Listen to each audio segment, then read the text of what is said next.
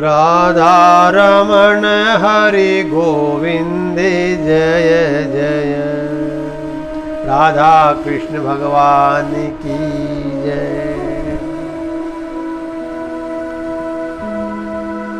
तो कल आपने भगवान का उपदेश सुना कि अर्जुन को भगवान ने बताया कि मन को कंट्रोल में करना चाहिए और वो अभ्यास से ही संभव है, वो सत्संग से संभव है।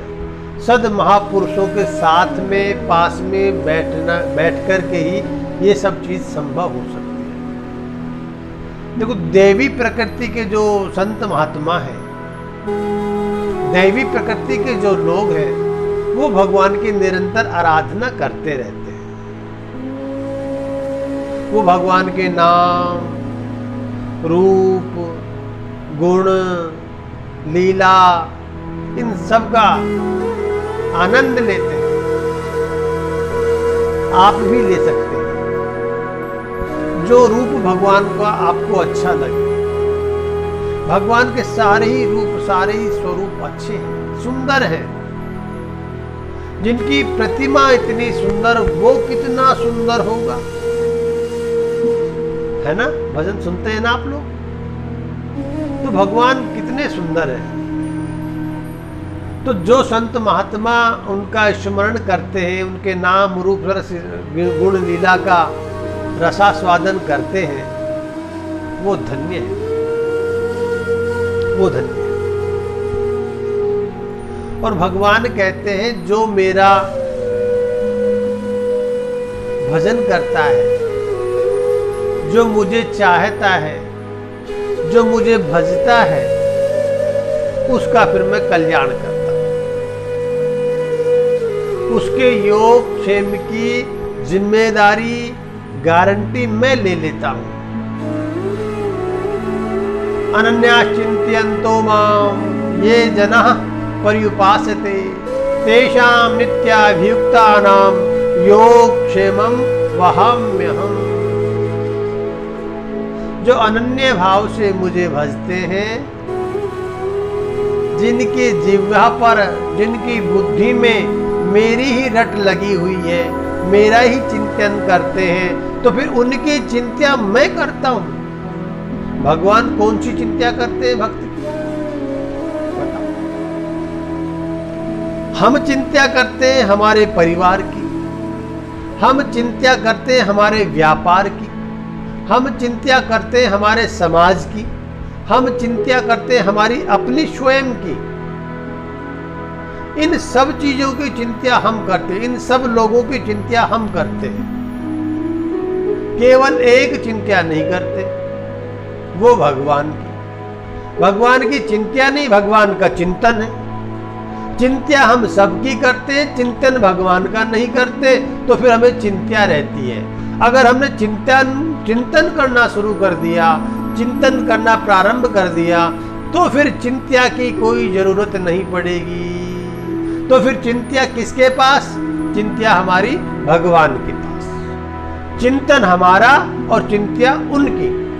अगर किसी भी कार्य को भगवान पर छोड़ दोगे और केवल चिंतन चिंतन चिंतन हमारा चलता रहा, तो फिर उस कार्य की जिम्मेवारी, उस कार्य को पूरा करना, ये भगवान की गारंटी है। गीता इस बात को सिद्ध कर रही है। अनन्यास चिंतयन्तो माम ये जनाः पर्युपासते, ये जनाः तेषां नित्याभियुक्तानां योग क्षेम वहाम्यहम्। योग क्षेम जो इंसान के पास में है, उसकी तो मैं रक्षा करता हूं, और जो इंसान के पास में नहीं है, जो मनुष्य के पास में नहीं है, वो मैं दे देता हूं। किस लिए? उनकी आवश्यकता की पूर्ति के लिए। यानी कि मेरे चिंतन में कोई बाधा न आए, वो निरंतर मेरा चिंतन करता रहे, उसकी पूरी व्यवस्था फिर मैं करता हूं। उसको करने की जरूरत नहीं है। क्योंकि उसका तो एक ही काम है, वो मेरा चिंतन करता है। जब वो मेरा चिंतन करेगा तो उसके जीवन की सारी चिंता की गारंटी मेरी है, उसको फिर चिंता होगी ही नहीं। उसकी चिंता की पूर्ति करना ये मेरी जिम्मेवारी है, भगवान स्वयं अर्जुन से कह रहे हैं। एक गुरुकुल में पंडित जी संस्कृत पढ़ाते थे। नित्य का पाठ गीता का वहां चलता। बच्चों को, बालकों को, विद्यार्थियों को संस्कृत की शिक्षा देते और गीता का पाठ पढ़ाते। तो गुरुकुल के आचार्य जी की पूर्ण निष्ठा भगवान में, पर ऐसी उनकी पत्नी की निष्ठा। दोनों पति पत्नी भगवान पर पूरा भरोसा रखते थे, भगवान पर पूरा विश्वास रखते थे, और विश्वास करके, भरोसा करके और भगवान के सहारे अपना जीवन चलाते थे। जो पाठशाला में प्राप्त हो जाता उसी से भगवान का भोग लगा करके और अपने पाते। इनकी शिक्षा देने के माध्यम से जो कुछ मिलता उसी से वो अपना घर चलाते। ये उनका नित्य का काम था। जहां उनका आश्रम कुटी थी और जहां वह गुरुकुल था वहां दूरी थी। सुबह जाते थे और मध्याह्न में पढ़ा करके संध्या काल को अपने घर लौट आते थे। नित्य नियम यही चल रहा। और गीता का स्वाध्याय कराते हैं बच्चों को। तो कराते कराते उनको निष्ठा थी, हो गई, अभ्यास रहा ना, भगवान के भरोसे रहने लगे और जो कुछ मिलता उसी से अपना जीवन यापन करते, आनंद में रहते।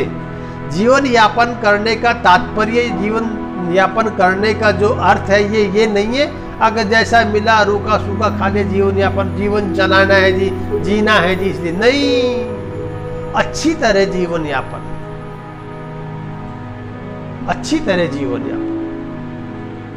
भगवान के भरोसे जो रहने वाला व्यक्ति है उनका जीवन यापन आनंद से ही होता है।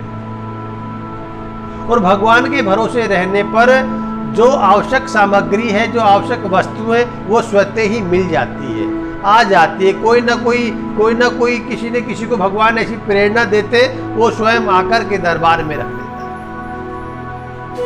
भगवान के भरोसे वो रहते। तो दिवाली से एक दिन पहले एक सेठ जी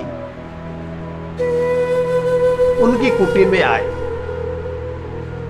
और काफी मात्रा में खाने की सामग्री थी और उन्होंने आचार्य की पत्नी को देते हुए कहा, ये सामान आज के लिए है और कल दीपावली है ना, तो कल हम आ नहीं पाएंगे, तो इसलिए मेरा मन है कि ये सामान कल के लिए भी आप रख लीजिए।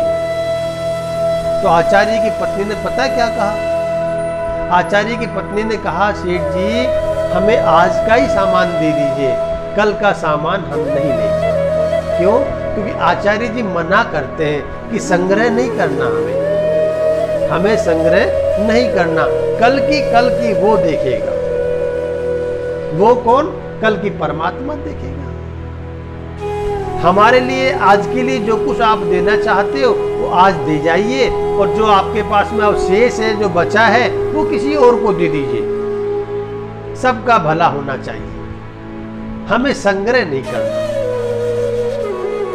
हमें संग्रह नहीं करना। तो उन्होंने एक दिन का सामान ले लिया, सेठ जी चले गए। अब दीपावली का दिन दूसरे दिन आया। सुबह नित्य की भांति प्रातःकाल उठे, भगवान का भजन किया और भजन करके आचार्य जी अपनी पत्नी से कह करके और गुरुकुल में चले जाते। लेकिन भगवान तो बड़े कौतुकी है ना, भगवान भक्त की परीक्षा ले लेते हैं लेकिन परीक्षा में फेल नहीं होने देते। ये भगवान का सिद्धांत है। भगवान भक्त की परीक्षा ले लेते हैं, लेकिन परीक्षा में फेल नहीं होने देते। उसकी जो आश है ना, उसको टूटने नहीं देते। उसकी जो निष्ठा है ना, उसको कमजोर नहीं होने देते। लेकिन करते हैं भगवान ऐसे जरूर। तो भगवान की माया, उनका अपना खेल, उनका अपना ढंग, परमात्मा तो परमात्मा। अब दीपावली के दिन सुबह हो गई, दोपहर हो गई, संध्या हो गई, रात होने को आई, लेकिन आज कोई नहीं आया गुरु। आज कोई नहीं आया कुटी में।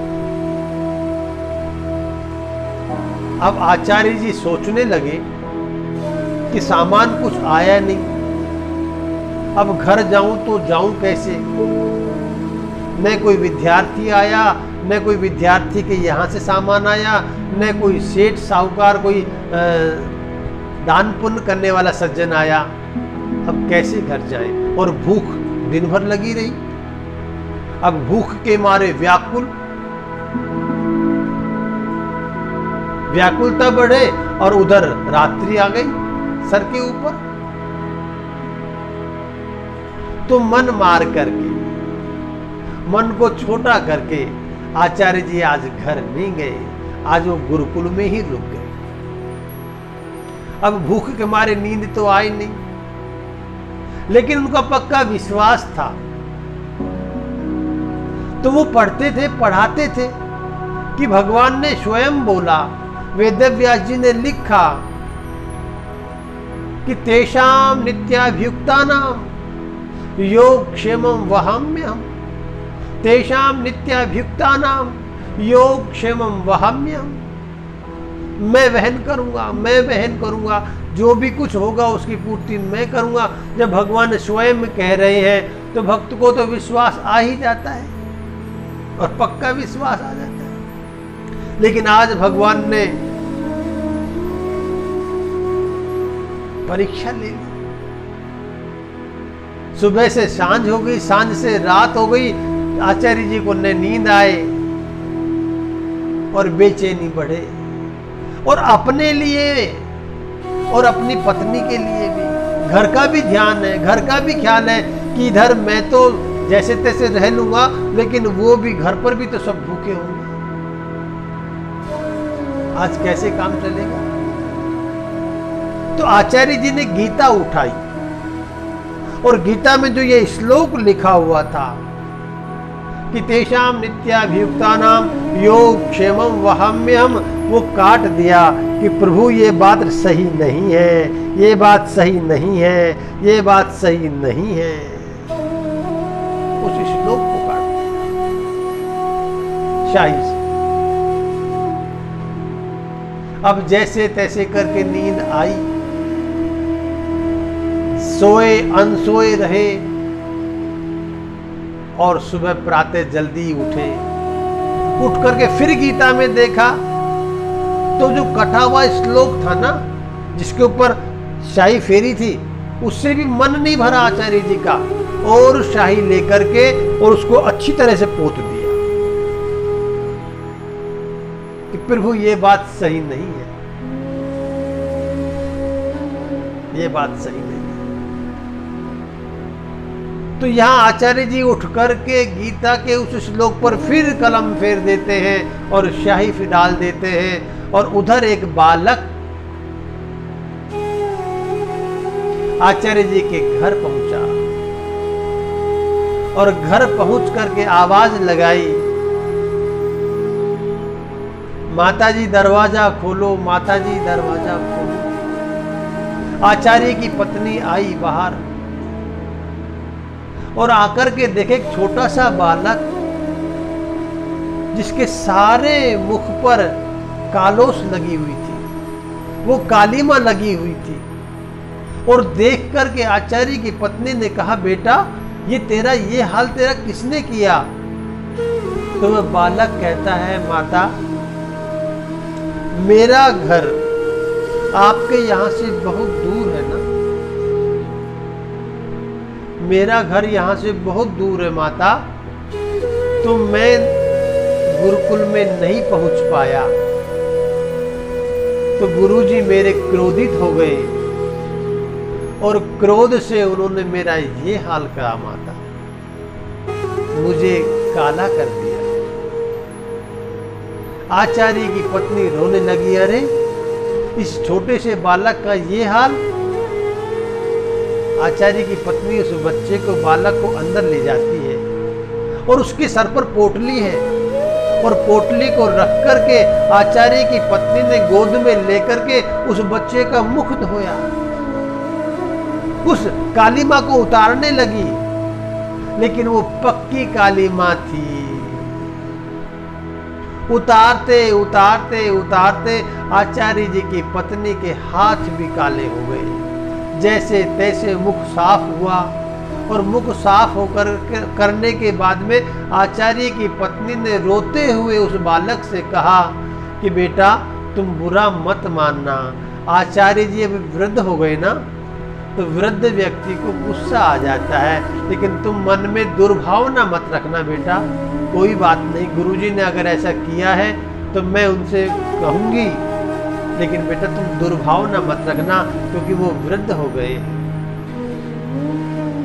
आचार्य की पत्नी ने उस बच्चे को खिला पिला करके प्यार से और भेज दिया वापिस, और उस पोटली में देखा नाना प्रकार के व्यंजन, 56 भोग उस पोटली के अंदर। अब आचार्य की पत्नी इंतजार करने लगी कि आचार्य जी आ जाएं तो फिर हम साथ बैठकर के ही भोजन पाएंगे। प्रातःकाल का समय हुआ, आचार्य जी गुरुकुल से स्नान ध्यान करके घर लौट करके आए, और मुरझाया हुआ चेहरा और दिमाग में वही बात, बुद्धि में वही चिंतन कि प्रभु इतना भरोसा रखता हूं फिर भी टूट गया, इतना भरोसा मेरा फिर कैसे कमजोर हो गया, मैं समझ नहीं पा रहा। और ऐसे चिंतन करते करते करते आचार्य जी अपनी कुटिया में आते हैं, अपने घर पर आते। घर आकर के दरवाजा खुलवाया, और दरवाजा खुलवा करके जैसे ही आचार्य जी अंदर गए तो अंदर वो पोटली खुली हुई रखी थी। उस पोटली को देख करके और नाना प्रकार के व्यंजन देख करके, भोग देख करके आचार्य जी ने कहा ये कौन लाया, ये सब कहां से आया। आचार्य जी की पत्नी थोड़ा रुष्ट होकर के बोली, कौन लाया, ये वही लाया। वही कौन, जिसका तुमने इतना दंड दिया, जिसको तुमने इतना दंड दिया, बेचारे का सारा मुंह काला कर दिया। आचार्य जी ने कहा आज तो गुरुकुल में मेरे पास कोई आया ही नहीं, कोई नहीं आया। देखो मैं कोई झूठ बोलती हूँ, ये देखिए ये मेरे हाथ देखो, ये जो काली माँ देख रहे हो ना। तो आचार्य जी की पत्नी का हाथ आचार्य जी ने देखा तो उस हाथ पर उस काली माँ में लिखा हुआ था, तेषाम नित्याभियुक्तानाम योगक्षेमं वहाम्यहम्। वो हाथ में श्लोक ज्यों का त्यों आचार्य जी को दिखाई देने लगा। आचार्य जी भाव विभोर हो गए। आचार्य जी ने कहा आज तो मेरे पास कोई आया नहीं, लेकिन जो तुम्हारे पास में आया है उसके साथ मैंने अच्छा नहीं किया, लेकिन वो बालक के स्वरूप में मेरे पास नहीं आया, वो श्लोक के स्वरूप में मेरे पास था।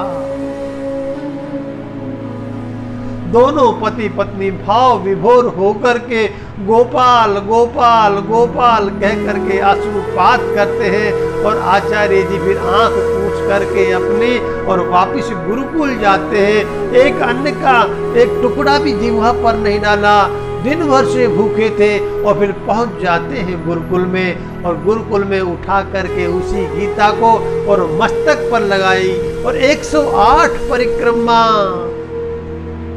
सज्जनों 108 परिक्रमा गीता की लगा करके और क्षमा याचना करी। आचार्य जी ने कहा प्रभु आप सत्य हैं, आप सत्य हैं, आप सत्य हैं, वास्तव में आप योग क्षेम वहन करते हैं। योगक्षेम को वहन करने वाले हैं। भगवान परीक्षा ले लेते हैं, भगवान भक्त से परीक्षा ले लेते हैं, लेकिन भक्त को डूबने नहीं देते, निराश नहीं होने देते, इंतजार करवाते हैं, प्रतीक्षा करवाते हैं। देखो प्रतीक्षा तो करनी चाहिए। परीक्षा कब होती है? जब बच्चा पूरे 1 वर्ष पढ़ लेता है, 1 वर्ष पढ़ने के बाद में परीक्षा होती है। उस परीक्षा में फेल होना, पास होना, वो 1 वर्ष पर निर्भर करता है कि आपने साल भर तक क्या किया। आपने पढ़ा या ऐसे ही धोखा दिया? आपने 1 वर्ष तक जो भी पढ़ा, अगर वो पूर्ण रूप से पढ़ा है तो परीक्षा में आप फेल नहीं हो सकते। अगर वो केवल माता पिता को धोखा दिया है तो फिर आपको कोई पास नहीं कर सकता। फिर भगवान की चौखट पर मत्था खूब टेकिए, फिर आप पास होने वाले नहीं है, क्योंकि आपने अपने कर्म को ढक दिया। आपने अपने सदकर्म जो करने थे उसको ढक दिया ज्ञान के कारण, और यहाँ वही होता है। लेकिन यहाँ तो सच्ची निष्ठा थी, उस निष्ठा की वजह से दिन का और रात का तो व्रत हो गया, लेकिन प्रातःकाल 56 भोग प्राप्त हो गए। और 56 भोग के कारण ही आचार्य की पत्नी को बाल स्वरूप भगवान स्वयं देने के लिए आए और परिक्रमा करके क्षमा याचना करने लगे। आचार्य जी ने कहा, प्रभु आप सत्य हैं, आपका हर शब्द सत्य है, क्योंकि भगवान तो शब्द ब्रह्म है ना जी। गीता साधारण ग्रंथ नहीं है, गीता अद्भुत ग्रंथ है। अद्भुत मानोगे तो अद्भुत ग्रंथ है, और साधारण मानोगे तो साधारण ग्रंथ है। अब फल आप क्या लेना चाहते हो, ये आपकी बुद्धि के ऊपर निर्भर करता है, या आपके मन के ऊपर निर्भर करता है। आप कैसा फल लेना चाहते हो? साधारण फल लेना चाहते हो या अनुपम फल लेना चाहते हो? अनुपम फल मिलता है, अनुपम, जिसकी कोई उपमा नहीं दे सकता, ऐसा फल गीता के पाठ को सुनने से मिल जाता है, गीता के पाठ को करने से मिल जाता है। आज आचार्य जी की पत्नी धन्य हो गई, आज आचार्य जी भी धन्य हो गए। लिखे हुए को प्रमाण मान लिया, सत्य मान लिया कि योग क्षेमम वहाम्यहम्। भगवान तो योग क्षेम,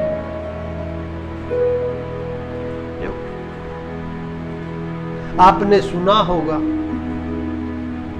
आप सब लोग भगवान को बुलाते हैं। जितने भी कीर्तन करते हैं, कथा करते हैं, भजन करते हैं, और हर भजन में, हर कीर्तन में ये बात अक्सर आती है कि आ जाओ प्रभु, आ जाओ, हम तुम्हें बुलाते हैं।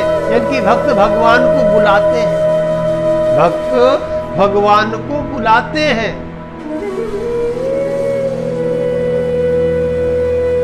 लेकिन भगवान भी भक्त को बुलाते हैं, भक्त भगवान को बुलाते हैं, और लेकिन भगवान भी भक्त को बुलाते हैं अगर वह भक्त है तो। श्रीमद् भागवत में 5म स्कंद में रास पंचाध्यायी का यह श्लोक है। निशम्य गीतम तदनंग वर्धनम,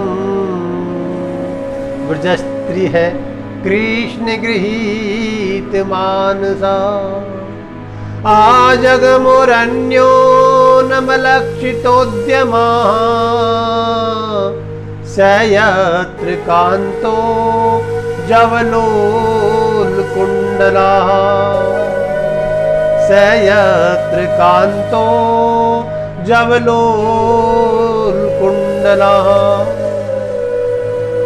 भक्त भगवान को बुलाते हैं, लेकिन इस श्लोक में खास बात है कि आज भक्त को भगवान बुला रहे हैं, भक्त को भगवान बुला रहे हैं, सब भक्तों को भगवान बुला रहे हैं, अपने प्यारों को, चाहने वालों को बुला रहे हैं। कैसे बुला रहे हैं? अपने अधरों पर बांसुरी लगा करके, और ऐसी तान छेड़ी है कि जो मेरा भक्त इस तान को सुनेगा वो अपने आप खींचा चला है। जिनको अपने शरीर का भी भान नहीं रहेगा, क्योंकि भक्त को बनावट पसंद नहीं है, न भगवान को पसंद है। बनावटी भक्त अलग होते हैं, वो बनावटी ही रहते हैं, वो बना करके ही सब चलते हैं। लेकिन भगवान बनावटी नहीं है और न भक्त बनावटी। गोपिकाएं जिस अवस्था में थी, जिस व्यवस्था में थी, वैसे ही दौड़ पड़ी। जैसे ही मुरली की तान सुनी, वो आवाज उनके कर्ण के माध्यम से उनके हृदय तक पहुंची, गोपियां दौड़ पड़ी, गोपियां दौड़ पड़ी। तो भक्त को भगवान बुलाते हैं, कोई नाच करके, कोई गा करके, कोई ढोलक बजा करके, लेकिन भगवान मुरली की तान से भक्तों को बुलाते हैं। ऐसे अद्भुत लीलाधारी श्री कृष्ण के अलावा और कौन हो सकते हैं, और कौन हो सकते हैं। नरसिंह जी का चरित्र तो आपने सुना ही होगा। उनके चरित्र में से ये एक आख्यान मैं आपको सुनाता हूं। नरसिंह दास जी का एक प्रसिद्ध भजन था, प्रसिद्ध, सब लोग जानते हैं, और गायकार कथाकार उनको गाते भी। दर्शन दो घनश्याम नाथ मोरी अखियां प्यासी रे, दर्शन दो घनश्याम। ये नरसिंह जी का प्रसिद्ध भजन। नरसिंह जी के इस भजन को सुनकर के भगवान आते थे और बैठ करके इस भजन को सुनते थे। भगवान नरसिंह के इस भजन को भगवान सुनते। जब जब नरसिंह, नियम था, नरसिंह जी ने वैराग्य तो ले ही लिया था, साधु बन गए थे, महात्माओं की मंडली उनके पास रहती, और जो कुछ भजन गाकर के कुछ प्राप्त हो जाता था, उसी से ही वो साधुओं का भंडारा कर लेते। नित्य का नियम था। अब कभी कभी ब्राह्मण के पास में, कभी कभी साधु संतों के पास में ज्यादा भी आ जाता, तो कभी कम भी आ जाता, और कभी आता ही नहीं। जो ब्रह्म कर्म में लगे रहते हैं वो तो आकाश वृत्ति है जी उनकी, तो साहब कभी घी घड़ा तो कभी उसका भी तोड़ा, कभी मौज 10 की 10 उंगली घी में रहती है, तो कभी एकदम सूखी रहती है। साधु संतों की और ब्रह्म कर्म करने वाले ब्राह्मणों की तो यही वृत्ति है। इसको आकाश वृत्ति कहा गया कि पता नहीं बारिश कब ज्यादा बरस जाए और कब बिल्कुल सूखा हो जाए, और कभी कभी थोड़ी थोड़ी बूंदें आती हैं। तो नरसिंह जी का भी यही, जो कुछ भजन में प्राप्त होता उससे वो सब साधु संगत के लिए, भंडारा प्रसाद के लिए सबको इकट्ठा करके और रोज का भंडारा करते, और कभी कभी कम भी आता था। तो नरसिंह जी उधार कर आए। तो किसी ने कहा कि नरसिंह जी आपने उधार तो कर दी, इसको चुकती कौन करेगा, इसको चुकती कौन करेगा, इस उधार को चुकाएगा कौन। तो नरसिंह जी ने कहा उधार करना मेरा काम है और उद्धार करना उसका काम है, क्योंकि मैं उधार भी उसी के निमित्त कर रहा हूं, उधार भी उसी के निमित्त कर रहा हूं। देखिए मंदिर में जो भगवान है, मंदिर देवालय तीर्थों में जो परमात्मा का स्वरूप है, परमात्मा का विग्रह है, वो भोजन करते हैं, वो प्रसाद ग्रहण, वो भोग लगाते हैं नेत्रों के माध्यम से। मैंने कल भी बताया था आपको कि भगवान नेत्रों के द्वारा, चक्षुषा ग्रहण, आंख के द्वारा ग्रहण कर लेते हैं।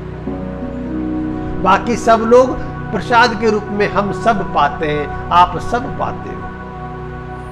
जहां जहां भी आपने देखा, आपने भोग लगाया, पुजारी जी भोग लगा देते हैं और वो सब पाते हैं। लेकिन सच्चा अगर आपको भोग लगाना है भगवान को, सचमुच में भगवान को भोग खिलाना ही है, तो भगवान भोग खाते हैं, भगवान भोग पाते हैं गौ माता के माध्यम से, ब्राह्मणों के माध्यम से, साधु संतों के माध्यम से। आप उनको पुष्ट कर दीजिए, आप उनको संतुष्ट कर दीजिए भोजन करा करके, तो समझो भगवान संतुष्ट हो गए, भगवान तृप्त हो गए। हमारे पूर्वज भी तृप्त हो जाएंगे कि इनको खिलाने से, साधु संतों को, ब्राह्मणों को, गौ माता को इनको खिलाने से, इनको तृप्त करने से अच्छा व्यंजन, अच्छा भोजन बना करके खिलाइए और इनको प्रसन्न रखिए, तो आप सच मानना भगवान प्रसन्न हो जाए, भगवान प्रसन्न हो जाए। अच्छा, एक बात देखिए, समझने की है। एक महिला गर्भवती है, गर्भवती महिला के गर्भस्थ शिशु वह कमजोर है, गर्भवती महिला का गर्भस्थ शिशु कमजोर है। अब उसको पुष्ट करना है,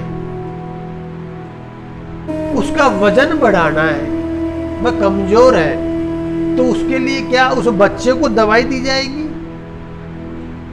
क्या उस बच्चे को पुष्ट करने के लिए उस बच्चे को इंजेक्शन लगाया जाएगा?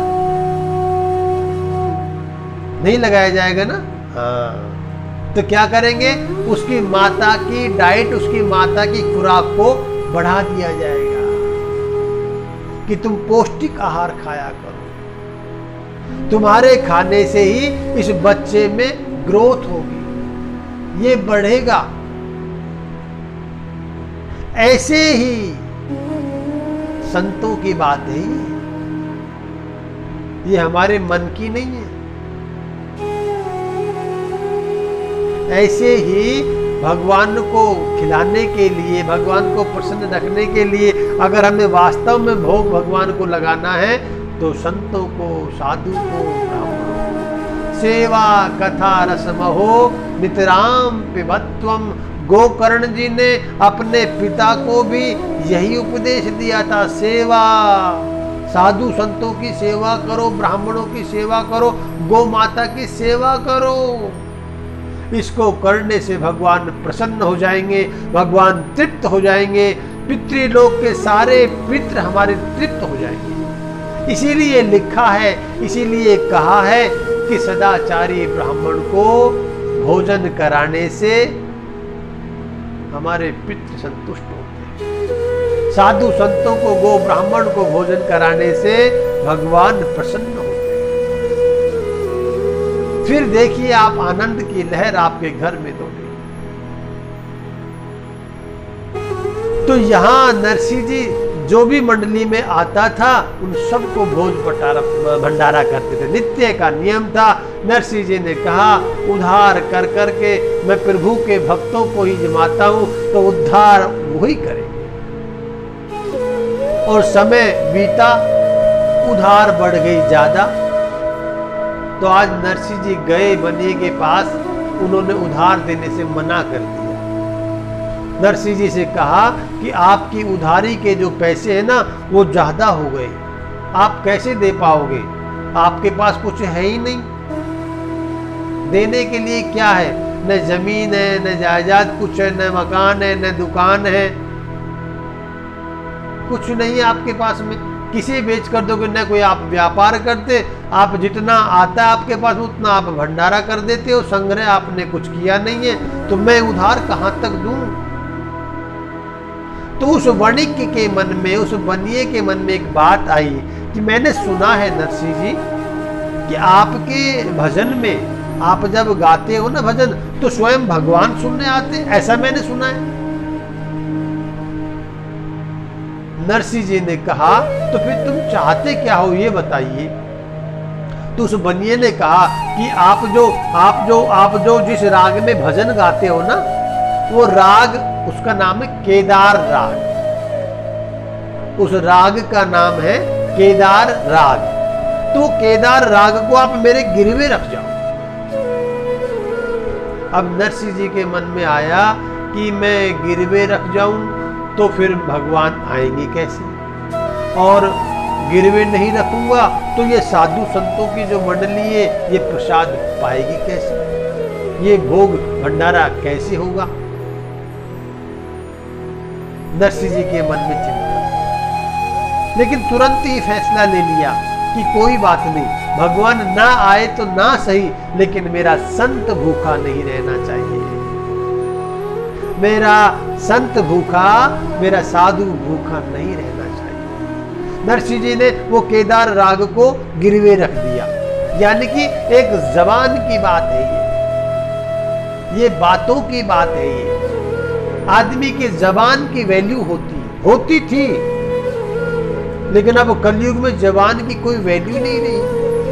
अब तो गाड़ी के पहिए की तरह जबान बदलती रहती है, जबान फिसलती रहती है, जबान चलती रहती है, रुकती ही नहीं है, ठहराव नहीं है। नहीं, पहले तो आपको तो पता ही है, आप तो काफी वृद्ध हैं, कि जबान से बेटी पराई करते थे। न बेटे को देखा न बेटी को देखा, जबान दी कि आपकी बेटी हमारा बेटा, रिश्ता पक्का जी पक्का, केवल जबान से। न कोई काला गोरा लंबा चौड़ा, पढ़ाई लिखाई कुछ नहीं देखा, केवल बात करी और जबान दे दी कि हाँ मेरी कन्या अब आपकी हो गई, आपका पुत्र अब हमारा हो गया। जबान से और वैश्य लोग तो, वणिक लोग तो जबान से करोड़ों का सामान बेचते थे और खरीदते थे, केवल जबान से, केवल बात की बात। मनुष्य की बात में वह ताकत थी, करोड़ों रुपए के व्यापार बिना लेन देन के केवल जबान से कर लेते थे, और वो उतरते थे, खरे उतरते थे उस पर। आज तो चाहे कितनी बारी जबान फेर लो, कोई ध्यान ही नहीं देता। अच्छा, ये जो हम ध्यान नहीं देते ना, इसका परिणाम हम ही भोगते फिर लोग हर बार भी ये कि आपस में चर्चा करते ना, अब कोई जबान की वैल्यू नहीं रही, अब कोई अपनी बात पे टिकता ही नहीं है। मैं नेताओं की नहीं कर रहा, नेताओं की जबान की तो कोई बात अलग है, वो तो अलग है। मैं एक साधारण संसारी गृहस्थी की बात कर रहा हूं। अब तो जबान की कोई वैल्यू ही नहीं रही। अब तो आदमी कहता कुछ है और करता कुछ है, लेकिन पहले ऐसा नहीं था। कलयुग तो पहले भी था ना जी। नरसिंह जी तो कलयुग में ही है, नरसिंह जी तो कलयुग में ही हुए, लेकिन वो प्रारंभिक काल था।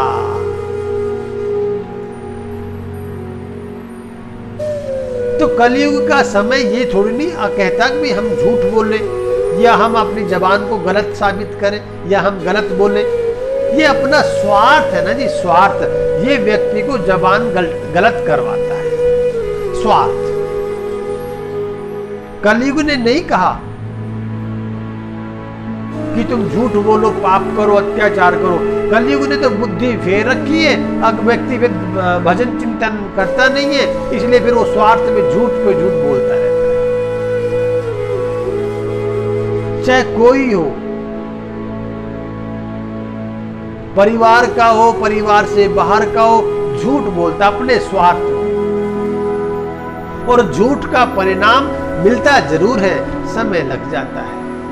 लेकिन आज जो हम प्रसंग जो हमारा है, वो नरसिंह जी ने कहा ठीक है, मैं केदार राग आपको गिरवे रख ही देता हूँ, और आप सामान दीजिए, जिसे संतों की सेवा तो मेरों की हो। नरसिंह जी सामान लेकर के आ गए, और सामान बना भंडारा, और भंडारा बन करके प्रसाद वितरण हुआ। सब लोग प्रसाद का आनंद पा रहे हैं, लेकिन नरसिंह जी के दिमाग में बेचैनी बढ़ रही है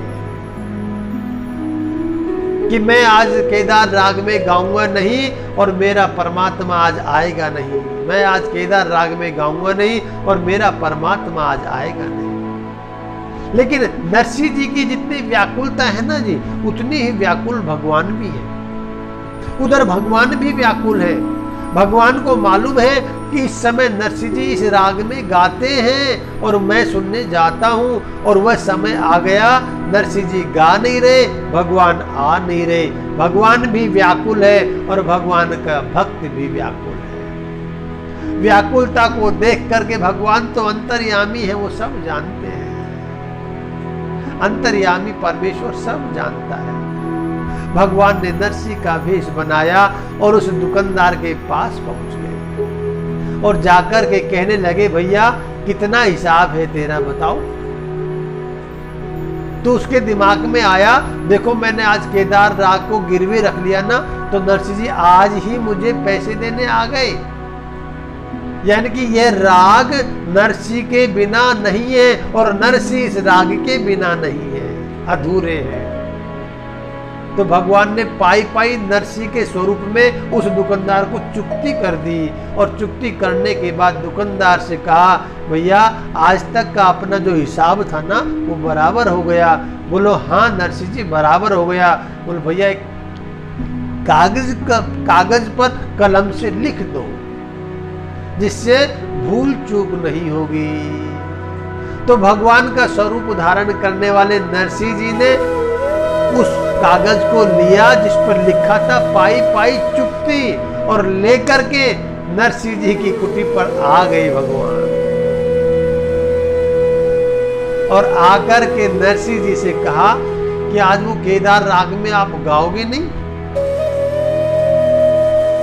सचमुच में अब नरसिंह का स्वरूप नहीं है, भगवान साक्षात है। नरसिंह भगत ने अनेकों बार भगवान के साक्षात दर्शन किए, अनेकों बार भक्ति के बल पर, भक्ति के प्रभाव से, निष्ठा के बल पर अनेकों बार दर्शन किए नरसिंह जी।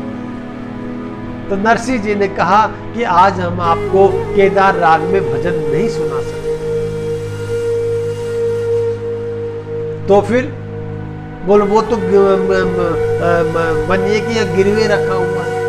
बोलो नहीं, ये चुकती करके लाया हूं मैं, ये देखिए। उस बनिए के हाथ का लिखा हुआ नरसिंह जी ने देखा कि पाई पाई चुकती हो गया। नरसिंह जी कूद पड़े, आनंद मग्न हो गए, और फिर केदार राग में खूब गाया। भगवान भी झूम रहे हैं, संत मंडली भी झूम रही है, और नरसिंह जी भी झूम रहे हैं। तो ये क्या है? योग क्षेमम वहाम्यहम्। नरसिंह जी का योग, उसका क्षेम भगवान ने किया। संत मंडली पूरी आनंद से भंडारा छक रही है, और भगवान दर्शन दो घनश्याम नाथ मोरी आँखियां प्यासी रे। वो आँखियों की जो प्यास थी उसको बुझाने स्वयं परमात्मा आ गए, गोपाल आ गया, गोविंद आ गए। तो भगवान इस तरह भक्तों के दुख को दूर करते हैं, इस तरह भक्तों का योग क्षेम वहन करते हैं भगवान।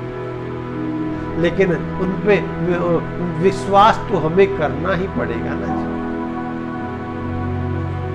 विश्वास करना पड़ेगा। ये विश्वास की डोर जितनी मजबूत, जितनी पक्की होगी ना, उतना ही ज्यादा हम इस संसार से वैराग्य की ओर बढ़ेंगे। संसार से जो ममता है वो हटेगी और वैराग्यता आएगी, और हम प्रेम की, भक्ति की ओर आगे बढ़ेंगे। लेकिन भगवान पर विश्वास करना। एक बार विश्वास कर लो, एक बार अगर विश्वास हो गया तो फिर आपका विश्वास डगमगाएगा नहीं, तो फिर विश्वास हो जाएगा। ऐसे कितने ही लोग सज्जन होते हैं जिनको भगवान किसी न किसी स्वरूप में, रूप में, स्वप्न में दिखाई देते हैं और उनका मार्ग प्रशस्त भी करते हैं। लेकिन चिंतन हमारा और चिंत्या भगवान की। हम चिंतन करेंगे तो हमारी चिंत्या का निवारण हो जाएगा। तो यहां अर्जुन को भगवान श्री कृष्ण ने कहा अनन्याश्चिन्तयन्तो मां ये जनाः पर्युपासते तेषां नित्याभियुक्तानां योगक्षेमं वहाम्यहम्। अर्जुन, जो मेरी भक्ति में तल्लीन रहता है, जो मेरे नाम का, मेरे रूप का, मेरे गुण का, मेरी लीलाओं का चिंतन करता रहता है, उसका सदैव मैं रक्षण पालनहार रहता हूं, मैं तत्पर रहता हूं कि जब मेरी जरूरत हो मैं तुरंत पहुंच जाता हूं।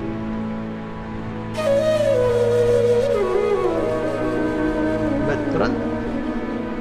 अर्जुन, मेरे जो जन्म है ना, मेरे जन्म को ऋषि महात्मा संत कोई नहीं जानते।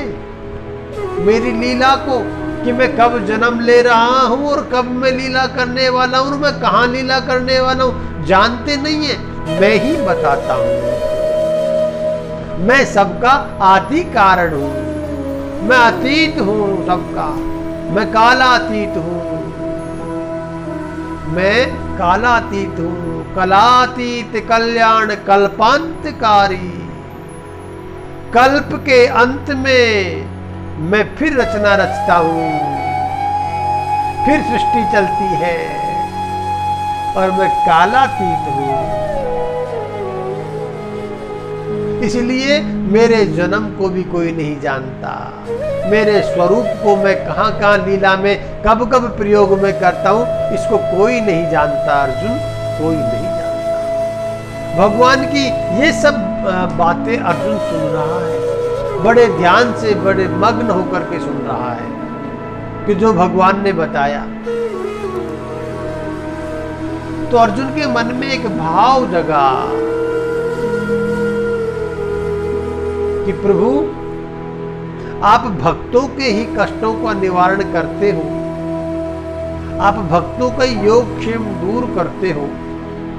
तो जो आप बचपन से ही या जो कालांतर से जो आपका भजन पूजन करता रहे, वही तो भक्त हुआ। तो कोई पापी दुराचारी, तो भगवान कहते हैं कि मेरी भक्ति के लिए अगर पहले किसी से गलत हो भी गया, कोई पाप भी हो गया, तो उस पाप को त्याग करके, पाप को छोड़ करके पश्चाताप करे और मेरी शरण में आ जाए, तो फिर मैं उसको मुक्त पापों से करूंगा। अपि चेत्सु दुराचारो, अपि चेत्सु दुराचारो भजति माम नन्य भाग। वो दुराचारी छोड़ करके, दुराचरण को छोड़ करके और फिर अनन्यता से मुझे अपना ले। अपि चेत्सु दुराचारो भजति माम नन्य भाग साधु रेव से मंतव्य, साधु रेव से मंतव्य सम्यक व्यवसितो ही से। फिर वह साधु बन जाता है, फिर वह साधु बन जाता है, फिर वह महात्मा बन जाता है, फिर उसका मन मेरे आत्मा में ही रमण करता है। महात्मा, उसका मन फिर आत्मा में ही रमण करता है, फिर वो दुराचारी नहीं रहा। वाल्मीकि जी की कथा तो आपने सुनी ही होगी। वाल्मीकि जी भी डाकू थे एक समय में, लेकिन संग के कारण हो गए, जरूरत के कारण हो गए, जरूरत के कारण।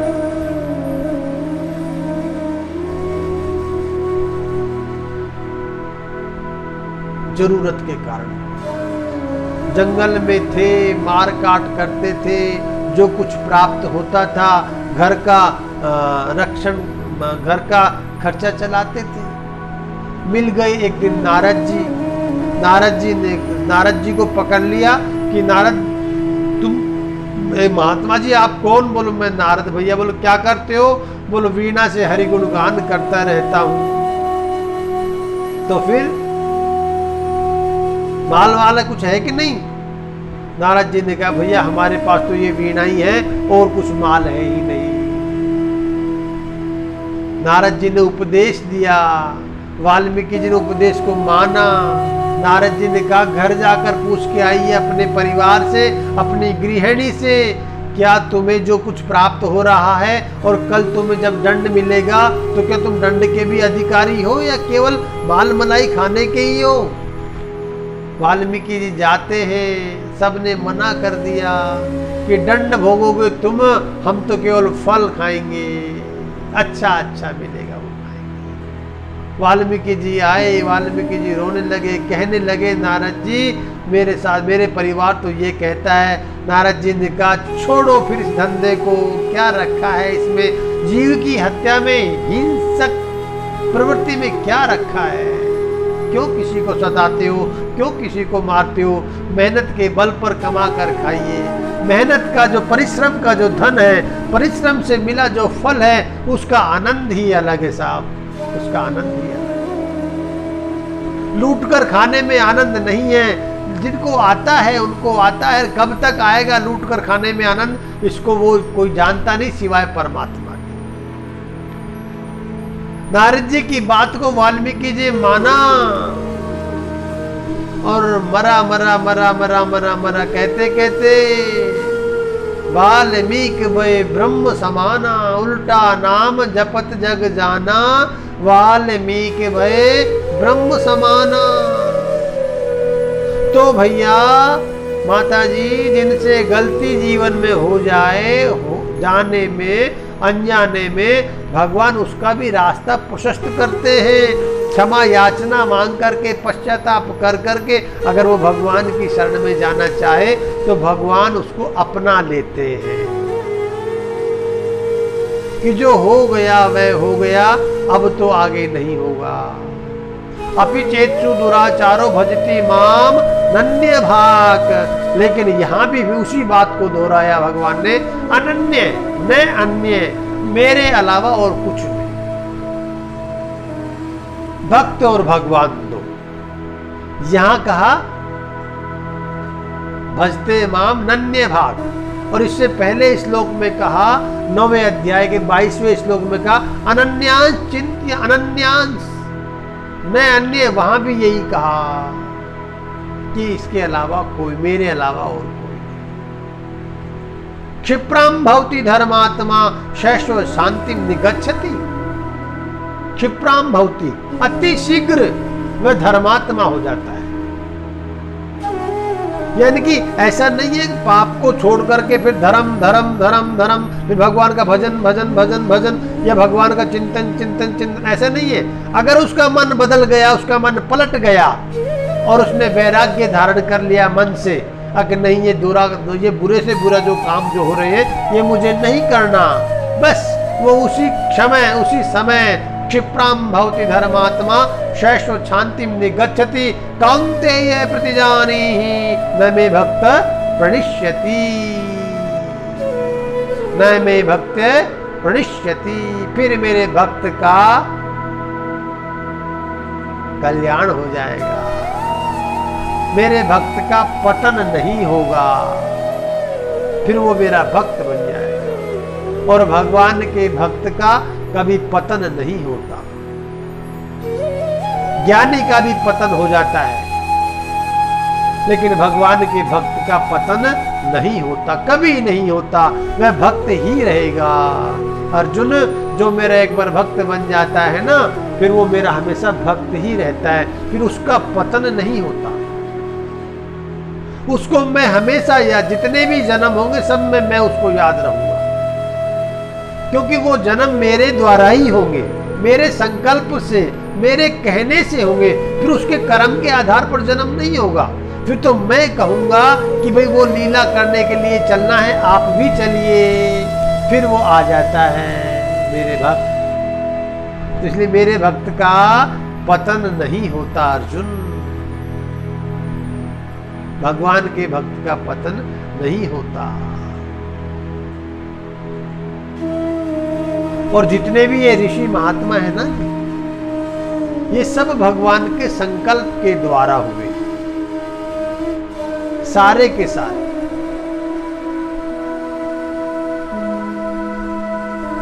सबसे पहले भगवान ने संकल्प के माध्यम से ब्रह्मा जी के द्वारा सृष्टि के आरंभ में, सृष्टि जब शुरू नहीं हुई थी तो सृष्टि उन्हीं के द्वारा चली है।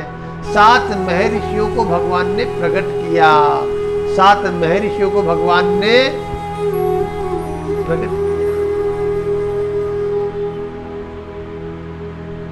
और 4 उनसे पहले सनक, सनंदन, सनातन और सनत कुमार पैदा हुए। ब्रह्मा जी के पुत्र कहलाए। संकल्प किसका? भगवान का। संकल्प सौंपा कहां? ब्रह्मा जी को। और 4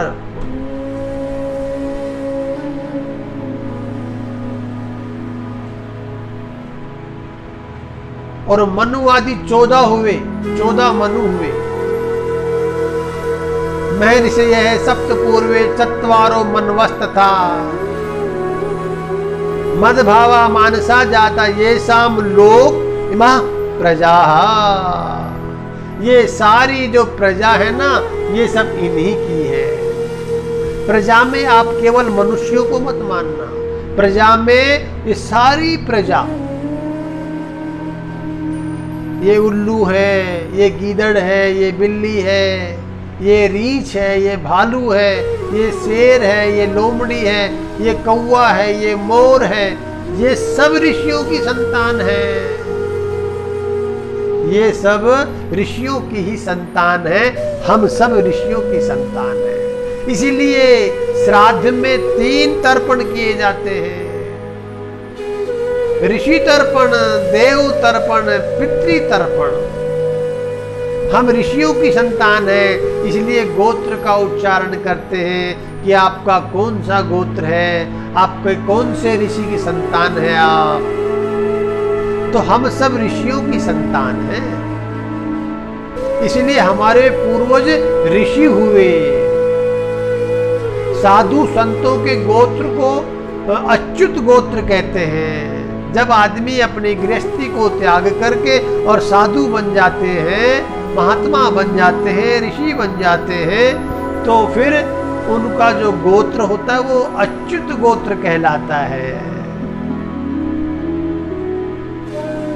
इसलिए साधुओं को दाह संस्कार नहीं करते, समाधि देते हैं। जिन्होंने अग्नि से संन्यास ले लिया उनको अग्नि में वास नहीं देते।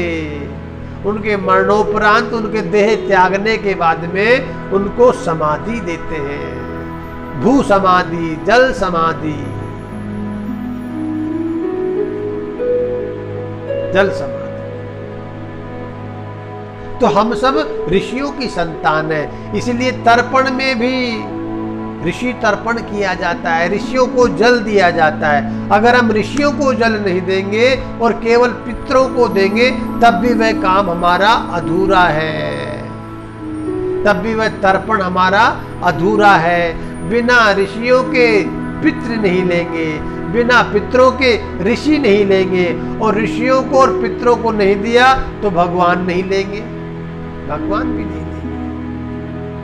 जबकि मुखिया भगवान ही है, लेकिन भगवान कहते हैं पहले मेरों को और फिर मुझे दो।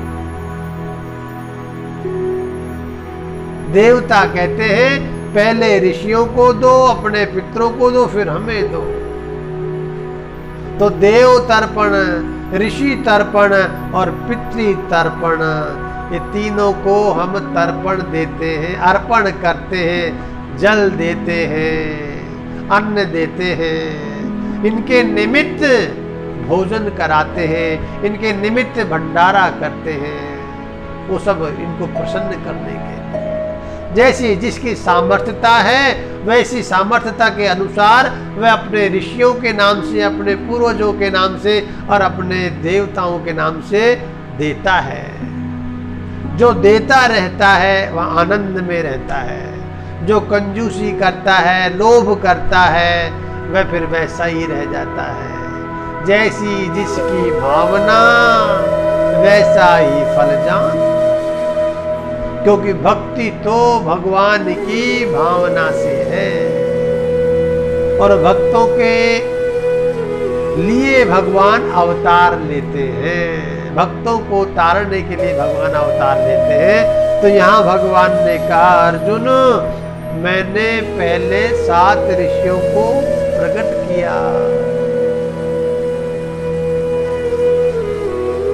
फिर सनकादि आदि 4 ऋषियों को, सप्त महर्षि है, सप्त पूर्वे चत्वारो मनवस्तथा, और ये सारी प्रजा उन्हीं की ही है। तुम भी उन्हीं के ही हो, उन्हीं ऋषियों के वंशज हो। भगवान ने खूब समझाया, खूब ज्ञान दिया। ज्ञान देने के बाद अर्जुन के मन में भावना जगी, प्रभु मैं आपका वो स्वरूप देखना चाहता हूँ। कौन सा? वो विराट स्वरूप जिसकी आप बखान करते हो कि मैंने ही उनको पैदा किया, मैंने ही उनको पैदा किया, और वो फिर मेरे ही पास आ जाते हैं। तो ये सब मेरी ही संतान है, जितने भी जीव है सब मैं ही हूँ, और मेरे ही अंश है, सब में मैं हूँ। मैं आपको वो विशाल रूप देखना चाहता हूँ। भगवान श्री कृष्ण ने कहा, अर्जुन उस विशाल स्वरूप को देखने के लिए तुम्हारे ये जो साधारण चक्षु है ना, ये काम नहीं करेंगे, ये उस स्वरूप को देख नहीं पाएंगे। उसके लिए मुझे तुझे अलौकिक चक्षु देने होंगे। अलौकिक, ये हमारे आपके सबके लौकिक हैं। ये पता नहीं कब शांत, कब बुझ जाए, इनका जो रोशनी है कब खत्म हो जाए, कोई पता ही नहीं है। अब दिखने कम लग गया धीरे धीरे। 40 के बाद अक्सर सभी की आंखें कमजोर हो जाती है। एक तो ये तूफान पोल्यूशन जो घूम रहा है, कुछ खान पान का गड़बड़ है, केवल अपनों को ही देख पाता है, परमात्मा को कैसे पहचानेगा, कैसे देखेगा? वो तो भगवान तो स्वयं अलौकिक है। तो भगवान अलौकिक चक्षु देने के लिए अर्जुन से, मैं तुम्हें अलौकिक चक्षु दूंगा अर्जुन, तुम उसी के माध्यम से मुझे देख सकते हो, ऐसे नहीं देख पाओगे मुझे। अलौकिक चक्षु देना। और जैसे वो अलौकिक चक्षु भगवान ने, क्योंकि ये अलौकिक चक्षु, दिव्य चक्षु जो है, ये संजय के पास भी है। संजय वहां बैठा बैठा हस्तिनापुर में सब बता रहा है धृतराष्ट्र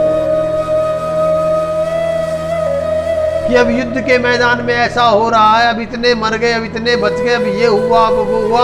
ये अलौकिक जो दृष्टि थी, ये संजय के पास भी थी, लेकिन भगवान के द्वारा ही थी।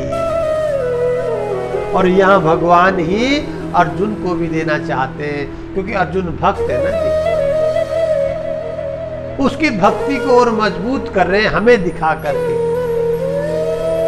कि हम भी अगर भगवान का दर्शन करना चाहें ना साक्षात, तो भक्ति के ही एक माध्यम है जिससे हम भगवान के साक्षात दर्शन कर सकते हैं, भगवान को प्राप्त कर सकते हैं भक्ति के द्वारा। लेकिन जब पास में बैठा हुआ व्यक्ति, महापुरुष लोग जब ज्ञान देते हैं, माता पिता जब बच्चों को ज्ञान देते हैं, उस समय हम उस ज्ञान को लेते नहीं है। उस समय हमें सूझता ही नहीं है कि जीवन भर क्या काम आएगा। फिर बाद में तलाश करते हैं कोई हमें ज्ञानी मिले, ज्ञान दे दे, ज्ञानी मिले, ज्ञान दे दे। नियरे होई सूझत नहीं लानत ऐसी जिंद, तुलसी या संसार को भयो मोतिया बिंद।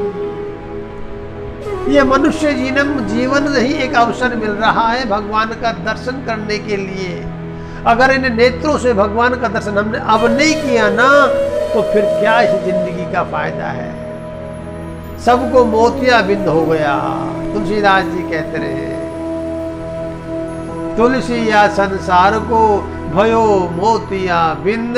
अरे मोतिया बिंद हो गया सबको, किसी को कुछ दिख ही नहीं रहा, केवल अपना अपना अपना अपना अपना दिख।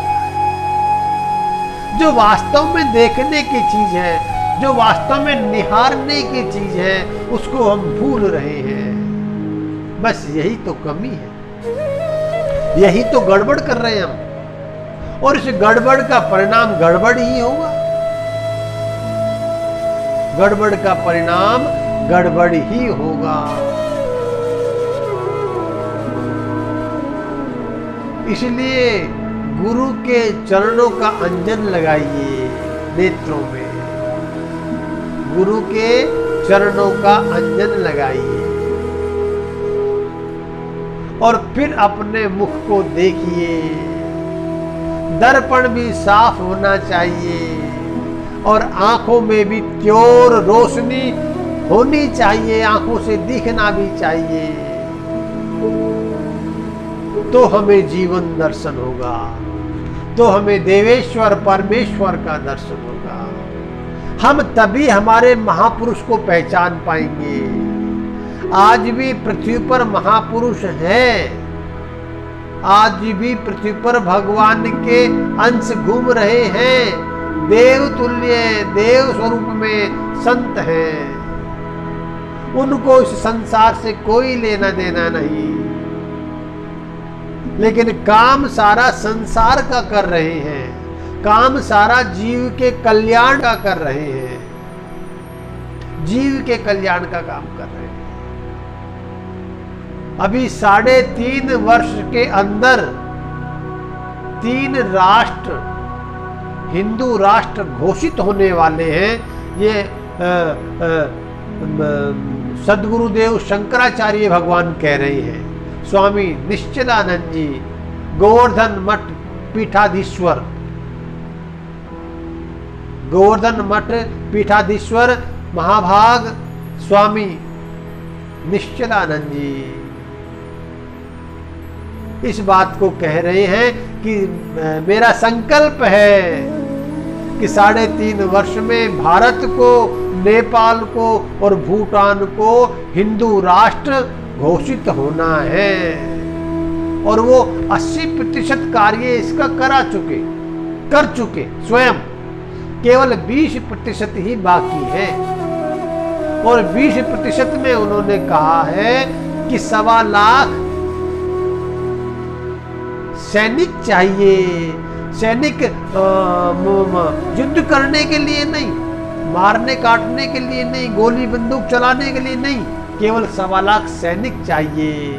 भक्त के रूप में जो राष्ट्र के प्रति जिसके अंदर भावना हो, जो राष्ट्र को हिंदू राष्ट्र घोषित कराने की कामना करता है, इच्छा रखता है, ऐसे भक्त 1.25 लाख चाहिए।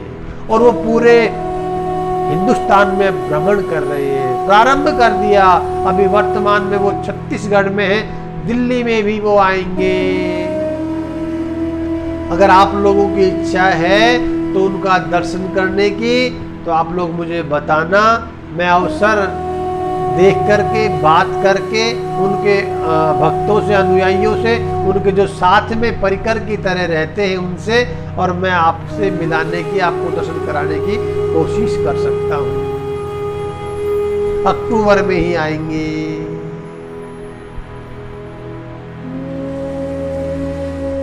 प्रत्यक्ष में आज के देवता, आज के भगवान वो है।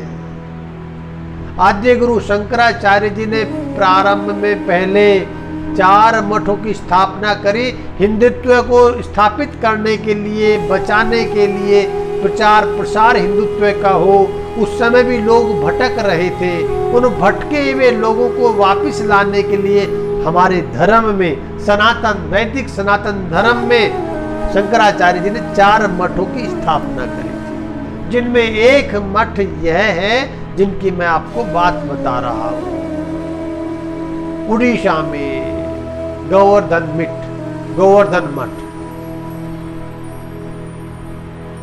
वहां के मठाधीश भगवान शंकराचार्य स्वामी निश्चलानंद जी हैं। धर्म सम्राट करपात्री जी महाराज के प्रिय शिष्यों में से एक है, जिन्होंने गो हत्या बंद करने के लिए आंदोलन किया था। उस समय गो हत्या बंद करने के लिए आंदोलन किया था। उस आंदोलन में हजारों संत महापुरुषों ने बलिदान दिया था।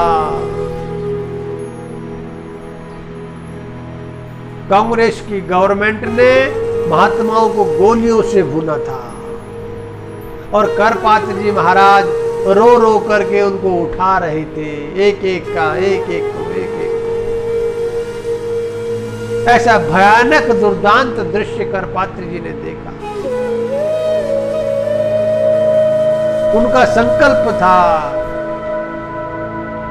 कि भारत को हिंदू राष्ट्र बनना चाहिए। नेपाल पहले भी था हिंदू राष्ट्र, लेकिन वो किन्हीं कारणों से गोलमेल हो गया।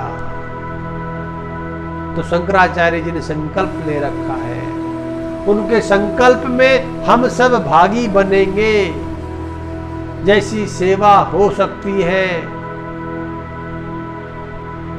तन से मन से वो हमें करनी चाहिए, वो हमें करनी चाहिए। इन आंखों से ही भगवान का दर्शन करना, ऋषियों का, संतों का दर्शन करना, यही भगवान का दर्शन करना है। क्योंकि भगवान ऋषियों के स्वरूप में इस पृथ्वी पर है, इस पृथ्वी पर है। श्रीमद् भागवत में भगवान वेदव्यास जी ने लिखा, निरपक्षम मुनिम शांतम निर्वैरम समदर्शनम। तो ये वैर भाव नहीं रखते, ये सबको समान, सबका भला हो, सबका हित हो, उस उद्देश्य से हिंदू राष्ट्र बनाना चाहते हैं भारत को। सबके हित के लिए जितने भी जीव, जितने भी प्राणी इस भारत भूमि में रहते हैं, उन सबका भला चाहते हुए, सबका उत्कर्ष चाहते हुए हिंदू राष्ट्र घोषित करना चाहते हैं। निरपक्षम मुनिम शांतम निर्वैरम समदर्शनम अनुव्रजाम्यहम नित्यम पूये ये तंघ्री रेणु भी। ऐसे ही संतों की, ऋषियों की पद की धूल भगवान स्वयं ओढ़ना चाहते हैं। जो धूल की चादर मैं ओढ़ लूं, ऐसे संतों की।